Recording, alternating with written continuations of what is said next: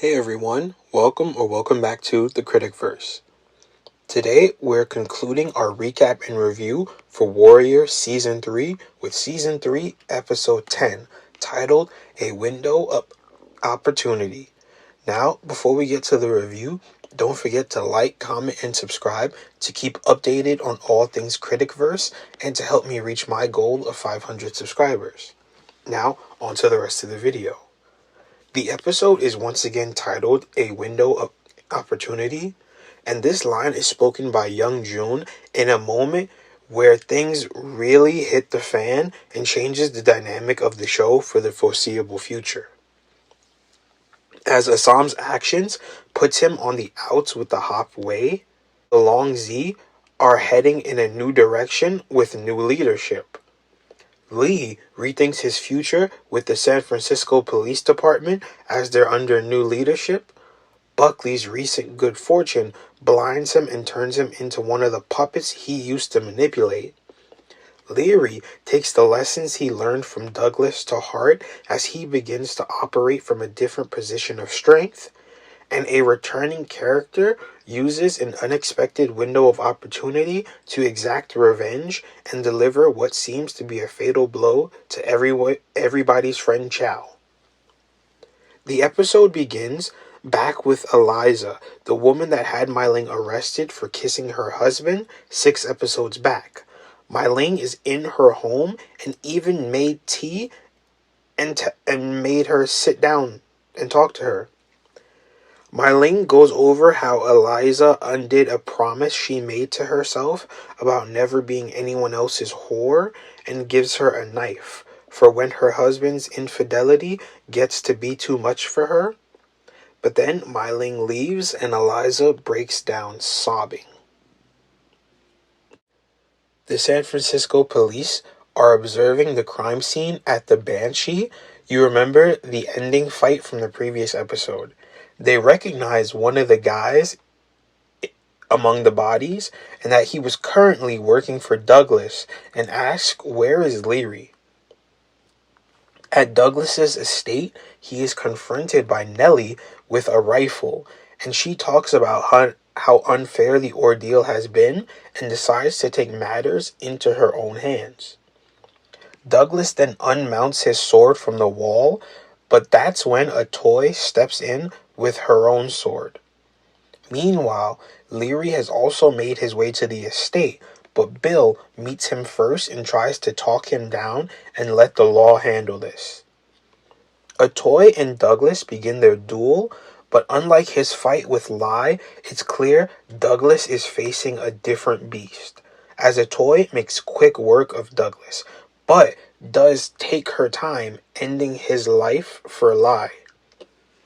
As Bill and Leary make their way inside, Bill finally sees the face of the swordsman he's been trying to catch in the first 2 seasons, but she gets away thanks to Nellie distracting them.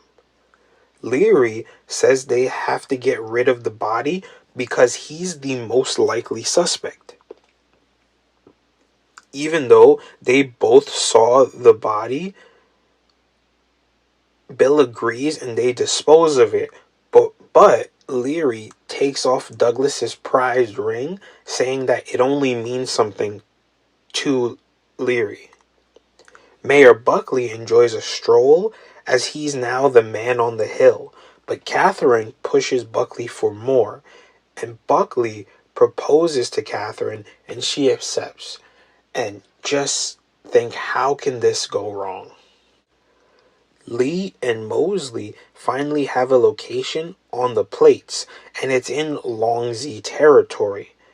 Now this stresses Bill out because Bill notes that Buckley keeps them out of Long Z territory. And then Lee and Mosley ask Bill if he can go and inform Buckley of the raid that's about to take place. We then get a side-by-side montage of the San Francisco Police Department gearing up alongside Happy Jack's former men who are also gearing up, both teams going to get the plates without either one of them knowing. Buckley then sets up a meeting with Mai Ling to inform her of the raid, but to also make sure she isn't anywhere near it to keep his investment safe. And then he begins to berate her for not including him in the counterfeiting business, but also in how short-sighted she's been, to which she is also frustrated and notes how many people say that about her. Sahm is heading into the ice factory to prepare the plates to hand them over to Lee and Mosley.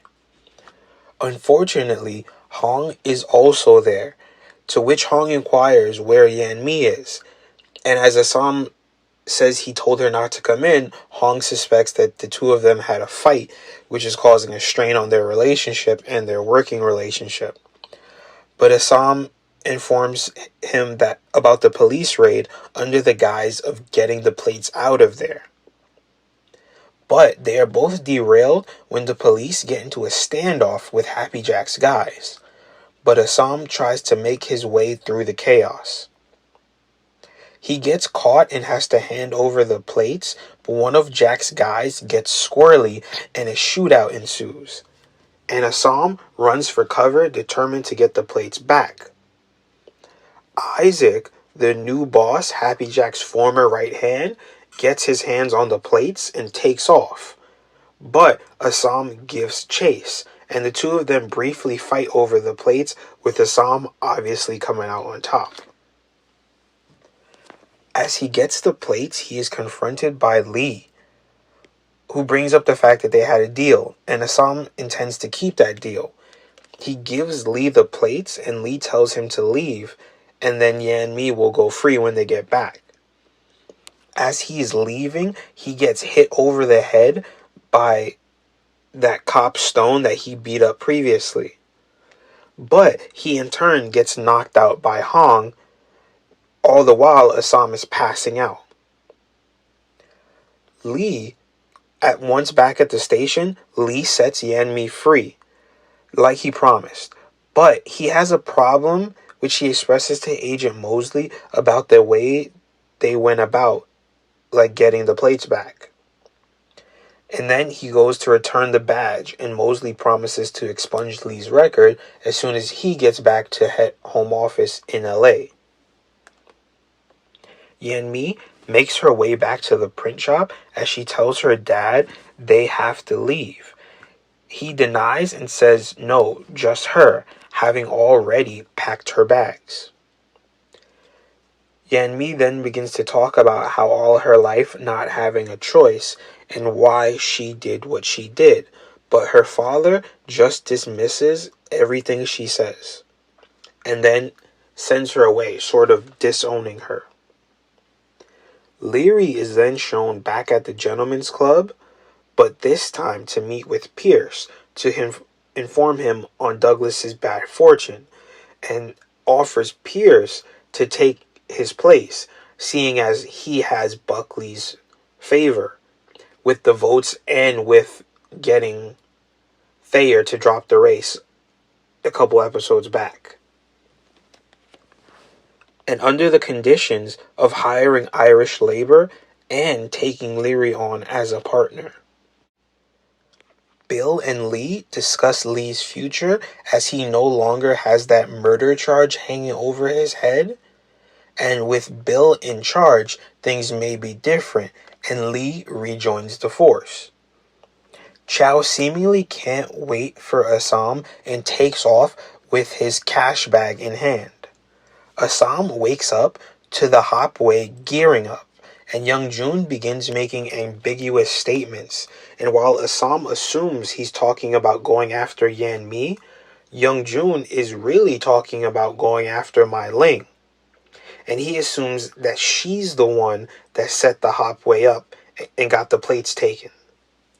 Young Jun then goes over Mai Ling's transgressions, and it turns out the Long Z has disbanded because of this. And Young Jun says the episode title, despite Assam's protests. And Assam's inner conflict finally comes to a head as he has to choose between his sister and his brothers. And it's clear who he chooses. But they block his exit as he tries to leave. Assam is pushed back into a corner and he drops his Hop Wei attire and adopts his signature come and get me stance, and a fight ensues with the Hop Wei grunts versus Assam.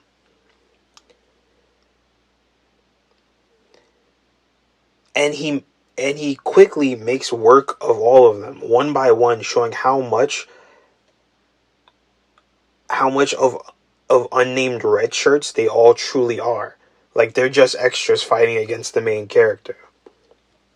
When the hatchets come out, Assam picks up the nunchucks and shows just how lethal he is with just sticks. Coming down to just Hong and Young-jun versus Assam. Hong removes one of Assam's chucks from play, and Young-jun draws his blades. And although Hong and Young-jun are a formidable pair, they still aren't a match for Assam. And even though he's unarmed, he gets a number of slashes from Young-jun. Even with a stab wound, Assam knocks Hong out, takes Young-jun into the streets, where he knocks him out, and then limps his way to Mai Ling. Yan Mi waits at the train station and is confronted by Chow, who hands her the money and tells her to get on the train so she can survive. And Yan Mi does make it out as a mysterious figure looms in the background, waiting for Chow. Mai Ling watches as the Hop Wei cut all her men down, but she's not defenseless. Chow is stabbed by a mysterious figure, and it's Zing, who finally returns for revenge, and Chow is just the first on his list. As Assam makes his way to Mai Ling, she is fighting for her life, but the last thing we're shown is that she's being drowned, reaching for a concealed blade. Assam then finds her, clinging to the blade in her hand, and confronts her, calling her by her original name. The final scene of the season shows Longzi men confronting Li Yong, abandoning their jackets as he leads them through Chinatown. Wow, what an insane end to an insane season. Gotta say, this season definitely had its ups and downs, but I still loved it, even though everything flipped on its head. A couple of things I want to talk about. The opening scene where Mai Ling confronts Eliza was so satisfying, as I was just waiting for her to get her lick back since she got out in episode 5. Then we finally got the anticipated sword fight between Atoy and Douglas, but it was super quick and personally didn't feel satisfying. Like I get it, like Atoy was a much better sword fighter than Lai, but like the fight just went by so quick. And I don't know if this was an error, but Lieutenant Stone is sent to set up a perimeter so no one can slip away during the police raid, getting the plates. But then he's shown inside in the standoff against Happy Jack's men, and is then back outside to catch Assam as he slipped away, which just seems weird because of the placement. Buckley's new fiancée, Catherine, turns out she has a hidden agenda. Who would have thought? But it's who she's with, though, that was surprising. Buckley's campaign manager, who seemed so meek compared to the puppet master Buckley was, but turns out he has different tricks. And I can't wait to learn his connection to Catherine next season. Yan Mi talks to her father about not having a choice, and this is particularly ironic considering her conversation earlier this season with Assam about it not being about not having a choice, but maybe not liking the choice that they made. Assam versus Hong and Young-jun was an insane fight, and Assam does manage to pull off the famous 1-inch punch, which was a move that was popularized by Bruce Lee, and he does it on Hong. Zing finally returns, and I had a feeling when the camera lingered too much on that shadowy figure that was in the distance behind Chow that it had to be someone we knew. Also, with Yanmi gone, does she really have a chance out there? Because Father June was technically a cautionary tale of trying to leave Chinatown. That Chinese people aren't safe without the numbers that they have there. Plus, she's a woman with no fighting skills. I'm sorry, but I'm just not seeing a good outcome for her. Father June also said Lee Young isn't a leader, but it looks like he'll have to prove him wrong next season. MVP moment of the episode is, of course, a Sahm versus the Hop Wei. There was just a lot of weight to that fight with everything of the past, their brotherhood of the past 3 seasons built up just for it to end like that. One thing I didn't like about this season was that most of the characters introduced this season stayed in this season by either dying or leaving Chinatown. But it seems that we will have 2 carryovers coming from Buckley's campaign manager and Buckley's new fiance / maybe wife, if they get that far. Anyway, so far, it's been about a week or 2 since Warrior ended, and we haven't heard any confirmation on season 4.